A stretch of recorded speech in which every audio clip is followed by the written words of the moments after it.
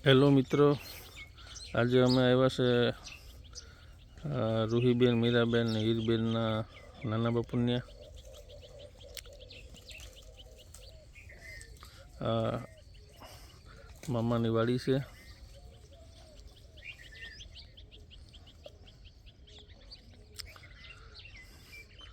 મામાની વાડીની અંદર મગનું વાવેતર કરેલું છે.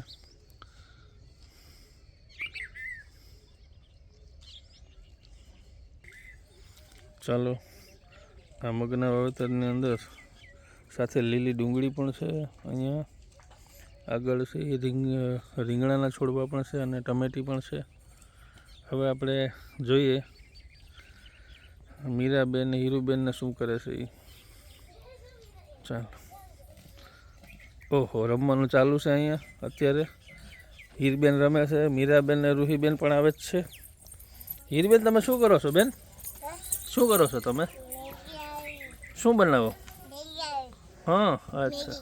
ને તમે શું બનાવો? ઈડલી બનાવો. અચ્છા. હા, ને તમે બેઠા છે જમવા માટે મહેમાન થઈને મામાને?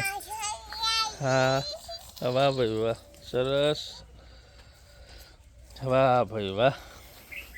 ચાલ, અહીંયા અમે રાત્રિ દરમિયાન બારોબાર સૂતા હતા. બહુ સરસ મજાની મજા આવી ગઈ છે. બે ભેંસું છે. ઓલી અમારી કારી છે અને આ કઈ છે? હે, ગોપી. હા, ગોપી અને કારી બે ભેંસના નામ છે.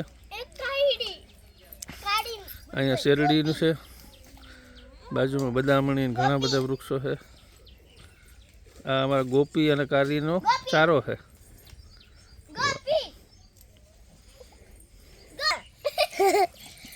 પાડી કેમ ગાંગરે? ઓહો, હેલા પાડી પાડી કેમ ગાંગરે? પાડી કેમ ગાંગરે? આમાં કહી દેતો. એકવાર પાડી કેમ ગાંગરે? આમાં કહી પાડી કેમ ગાંગરે? પાડી કેમ ગાંગરે? લે, પાડી કેમ ગાંગરે? કે તો પાડી કેમ ગાંગરે? ગાતો ગુલુ પિઝા ખાતી હતી. પિઝા કેમ ખવાય? પિઝા એ પિઝા ખાતા આવડે.